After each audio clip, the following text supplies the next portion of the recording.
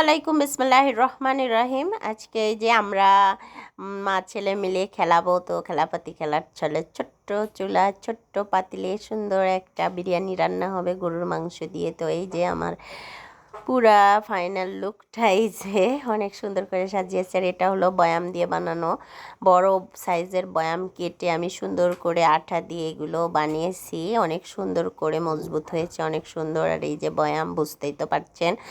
আর এগুলো সাজিয়ে গুছিয়ে নিয়ে আমি রান্না করলাম। আর যেই দিন ঝড়সাপট হয় ওই রাত্রেই আমি রান্না করতেছিলাম। রান্না করতে করতে অলরেডি কারেন্টও চলে গিয়েছিল, আর আসে না। সেই রাত 10:30টার পরে আমরা খেয়েছিলাম এই খাবারগুলো। আর এই যে আমার ছেলেটা চাউল ঢেলে দিয়েছে, আর ঢাকনা দিতে হবে তাও জানে সে, আমার আরাফটা। আর আমরা কিন্তু মানে অনেক তৃপ্তি সহকারে এই বিরিয়ানিটা খেয়েছিলাম, অনেক তৃপ্তি নিয়ে।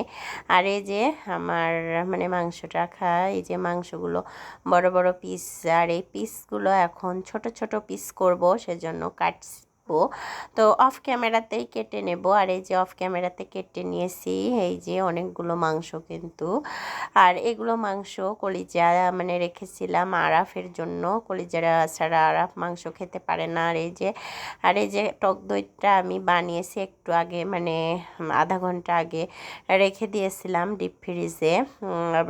টক দই বানানো খুবই সহজ, লেবু চিপে দিয়ে। সে বাড়িতে বানানো টক দইটাই আজকে ইউজ করব, কারণ বাজারে যাওয়ার সময় নেই। আর এই যে ছোট বোল, সেটা এখন সরিয়ে দিয়ে আমি এখন বড় বলে এইগুলো মাখিয়ে নেব, ম্যারিনেট করে নেব। আর একটু তেল বেশি নিয়েছি, কারণ চর্বিওয়ালা মাংস নিলে কি হয়, বিরিয়ানিতে অনেক সুন্দর তেল তেল ভাব আসে। আর এই যে আমি বেরেস্তা আগেই করে নিয়েছি অফ ক্যামেরাতে। আর এই বেরেস্তা দিয়ে লবণ দিয়ে ম্যারিনেট করে আরও মশলাপাতি যা যা দিয়ে, দেখেন হলুদ দিলাম। আর বিরিয়ানি রান্না করা কিন্তু খুব একটা কঠিন কাজ না, আমার কাছে খুবই সহজ মনে হয়। আর বিরিয়ানি রান্না করতে খুব একটা সময় সাপেক্ষ না। আর এই যে মরিচের গুঁড়ো দিলাম, আমার আবার ঝাল ছাড়া ভালো লাগে না, আর একটু ঝাল ঝাল হলেই একটু ভালো লাগে খেতে। আর মাংসের মধ্যে ঝাল লবণ ঠিকঠাক না হলে কিন্তু আমার ভালো লাগে না। আর এই যে নিয়ে নিলাম বিরিয়ানি মশলা, আর এই মশলাটা একটু দিতেই হবে। আর যদি না পান হাতের কাছে, বাসায় বানিয়ে নিতে পারেন গুঁড়ো করে, পাটায় বেটে সব রকমের মশলা একটু টেলে নিয়ে ভেজে এখানে অ্যাড করলেও হয়। আর এই যে এখন দিয়ে দেব আমার হাতে বানানো টক দইটা। আর টক দইটা দিয়ে সুন্দর করে ম্যারিনেট করে আধা ঘন্টা 40 মিনিটের মতো রেখে দেব। আর এই যে এখন আমি টক দইটা দিয়ে দিচ্ছি, আর পুরো টক দইটাই দিয়ে দেব, অল্প একটু রেখেছি ওটাও লাস্টে দিয়ে দেব। তো এই যে সুন্দর একটা মুহূর্ত কাটানোর একটা ব্লগ ভিডিও শেয়ার করছি, তো আপনারা দেখবেন আমার এই কিউট কিউট রান্না বান্না, অনেক সুন্দর সুন্দর জিনিস অ্যাড করেছি এখানে। আর এটা আমার খুবই পছন্দের। আর এটা করতে লাগলে কিন্তু আমার খুবই আনন্দ হয়। আমার বাচ্চা কাচ্চা বারবার আসবে যাবে, রুমের মধ্যে থাকেই না, ওরা খালি এটা দেখতে আসবে। আদা জিরা রসুন বাটা একসঙ্গে করা ছিল, সেটাই দিলাম, কারণ ওই সময়টুকুও নাই। কারণ বাচ্চারা খাওয়ার জন্য খুব বায়না করছে দুপুর থেকে, আম্মু বিরিয়ানি রান্না করবে আজকে। তো ওদের কাজই এরকম। আর এই যে মাখিয়ে নিলাম সব কিছু দিয়ে। এখানে কিন্তু বাদাম বাটাও দিতে হতো, কিন্তু আমি বাদাম বাটাটা পরে ইউজ করব অফ ক্যামেরাতে, অথচ আমি ক্যামেরার সামনে আর দেই নাই। আর এই যে আমার এই ম্যারিনেট করা শেষ। এখন আমি ঢাকনা চাপা দিয়ে রেখে দেব কিছুক্ষণ। আর এদিকে আমি পোলাওর চাউলটা সুন্দর করে ধুয়ে ফুটিয়ে নেব আধা ফুটা অবস্থায়। আর এই যে ঢাকনা চাপা দিলাম। আর এদিকে আমি এখন এই যে পোলাওর চাউলটা বড় বাটিতে ঢেলে নিয়েছি। আর এখানেই এখন আমি এই যে গরম পানির মধ্যে দিয়ে দেব চাউলটা। আর দেখেন কি সুন্দর জ্বলছে চুলাটা, অনেক অনেক সুন্দর আমার কিউট চুলারা, মানে দেখলে আমার খুবই সুন্দর লাগে। তো এদিকে আমি চাউলটা ছেড়ে দিচ্ছিলাম, আর এই চাউলটা মানে সেদ্ধ করা হলেও চলবে, মানে পুরা সিদ্ধ হলেও সমস্যা নেই, কারণ আধা সেদ্ধ হলেও সমস্যা নেই। ঝরঝরে পোলাওর মতো একটু সেদ্ধ করে নিয়ে পরে চাপে রাখলেই কিন্তু পুরা সেদ্ধ হয়ে যাবে। আর এই যে আমার পাতিলটা একদম ছোট পাতিল, মানে বোঝার মতোই না, বেশ একটা বড় না। আর এই পাতিলটাতে অনেকগুলো বিরিয়ানি মানে ছিল। আমরা 5 জন মিলে এক রাতের খাওয়া খেয়েছি। অনেক সুন্দর একটা ভিডিও শেয়ার করছি। আর এই যে আমার ফুটে উঠেছে, চাউলটা অনেক সুন্দর হয়ে গেছে অলরেডি, এই যে ধোঁয়া উঠছে। আর আমার চুলাটাও কিন্তু জ্বলছে অনেক সুন্দর, সেজন্য হয়ে এসেছে জন্য। আর চুলাটা মানে এখন আমি দিয়ে দেব এই যে মাংস, আর এই মাংসটা দিয়েই এখন ওইটা সরিয়ে দিয়ে আর এটা দিয়ে দিলাম, কারণ এই মাংসটা হতে একটু সময় লাগবে। আর মাংস হতে হতে কারেন্ট চলে গিয়েছিল, তারপরের ভিডিও দেখলে আপনারা মানে হাসবেন। কি করব, সেই অবস্থাতে আমার ছেলেটা খাওয়ার জন্য বারবার ঘুরে ফিরেই যাচ্ছিল চুলার কাছে। তারপরে কি করব, আর সময়ের ব্যাপার, অনেকক্ষণ ওয়েট করে করে কারেন্ট আসেনি। তারপর কি করব, ওই ভবেই আর এই বাটি ধোয়া পানি দিয়ে দেবো এখানে, এই পানিটা দেওয়াই, আর পরে একটু পানি দেবো অফ ক্যামেরাতে, তাহলেই মাংসটা সেদ্ধ হয়ে যাবে।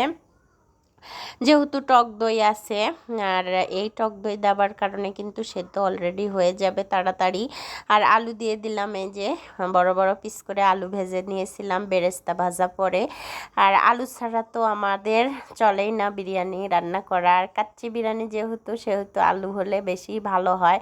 মাংস কম হলেও চলে, কিন্তু বিরিয়ানিতে আলু হলে আমাদের কাছে অনেক ভালো লাগে।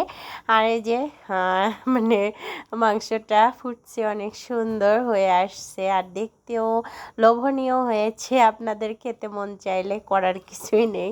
হ্যাঁ, তো এই যে কারেন্ট চলে যাওয়া অবস্থায় আমি মুখে লাইট ধরছি আর এদিকে ভিডিও করছিলাম হাত দিয়ে। তো কি করব, একদম অন্ধকার গুটগুটে পরিবেশ অবস্থা। আর আমার মানে চুলার পাড়ে তেমন একটা বাল্বও নেই যে চার্জার বাল্ব জ্বলবে, আমার এটাও কিনতে হবে, তো কেনা হয় নাই। আর এই যে কাঁচামরিচগুলো সুন্দর লাগছিল। আর এই যে বিরিয়ানি, আমার ছেলেকে বলেছি তুমি লাইট ধরো, তুমি যেহেতু খাওয়ার জন্য বায়না করছো, 10:30 বাজে যেহেতু, আর কারেন্ট আসার সময় এখনও অনেকক্ষণ দেরি করতে হবে হয়তো। তারপরে যে অফ ক্যামেরাতে বাদাম কিশমিশ দিয়ে দিয়েছিলাম কিন্তু এই মানে পোলাওর মধ্যে। তো এটা এখন আমি এই যে মাংসটা ছেড়ে দেবো এখানে। আর এই মাংসের কালার দেখেন কি সুন্দর, এই মানে ইয়ামি, খেতেও হয়েছিল ইয়ামি। আমার বর খেয়েছে, অনেক প্রশংসা করেছে। ও মানে আমি ভাবছিলাম ও খাবেই না, তারপরে এসে কীভাবে খেলো, অনেক সুন্দরভাবে বসে থেকে একসাথে সবাই খেলাম, অনেক আনন্দ করলাম। তো বিরিয়ানি হয়ে গিয়েছিল সেই মুহূর্তে, আমার মানে কারেন্ট ছিল না যে ভালোভাবে একটু ডেকোরেট করে দেখাবো। আর এই যে এখন বাদ বাকি যে উঠিয়ে রেখেছিলাম, হাফ পাতিলে ছিল আর হাফ বিরিয়ানি, যে এখন দিয়ে দেব চাউলটা। আর এভাবেই আমি বিরিয়ানি সহজ উপায়ে রান্না করি, বেশ একটা বেগ পেতে হয় না। আর আমি কেওড়া জল দিয়েছিলাম কিন্তু অফ ক্যামেরাতে, কারণ ওই যে লাইট ধরার লোক ছিল না। পরে মনে হয়েছিল যে কেওড়া জলটা দেই নাই, সেজন্য আর এই যে আস্তে আস্তে দিচ্ছিলাম। এখানে কিন্তু ঘিও অ্যাড করতে হয়, আমি আবার ঘিটা দেইনি, তখন খুব তাড়াহুড়ো আমার, মানে রান্না করতে করতে অলরেডি আমি একবার গোসল করে গিয়ে রান্নার শেষে এই যে এইটুকু করেছি, মানে গা ঘেমে অবস্থা খারাপ হয়ে গিয়েছিল। কারেন্ট ছিল না যেহেতু, ফ্যান চলছে না বাসায়, সে খুবই খারাপ অবস্থা। সেই দিন রাতেই তো অনেক ঝড় সাপট শুরু হলো, তারপরে আর বিদ্যুৎই নেই সারাদিন, সেই অবস্থা। আর এই যে সাজানোর পর মুহূর্তে পাতিল ভরা একদম বিরিয়ানি, দেখতেও লোভনীয় কিন্তু আর এটা যে ঘুরে ফিরে একটু নেড়ে চেড়ে দেখাবো সেই উপায়টাও নাই, মানে পাতিল ভর্তি আর নাড়াচাড়ার সময় নেই। বড় একটা গামলাতে বেড়ে নিয়েছিলাম, এই যে এটাতে বলে নিয়েছি একটু সাজিয়ে গুছিয়ে, আরেকটা বড় গামলাতে নিয়েছিলাম। অনেকগুলো বিরিয়ানি হয়েছিল। আর এই যে কি সুন্দর লাইট ধরেই আমি এটুকু ভিডিও করেছি, বেশ একটা করতে পারি নাই। তো অনেক সুন্দর হয়েছিল খেতে। আর আমার ভিডিওটা যাদের ভালো লাগবে অবশ্যই মনোযোগ সহকারে দেখে একটা কমেন্টস করে যাবেন। আর এই যে মাংসটা দেখেন কি সুন্দর ছিঁড়ে যাচ্ছে, হাত দিয়েই ছিঁড়ে খাওয়া যাচ্ছে সেরকম। মানে এটা বিদ্যুৎ আসার পরে আমরা একটু ভিডিও করেছিলাম, কারণ ওই যে পরে আসলো, তারপরে এটুকু ভিডিও করা। একজন খেতে বাদ ছিল আমার মেয়ে,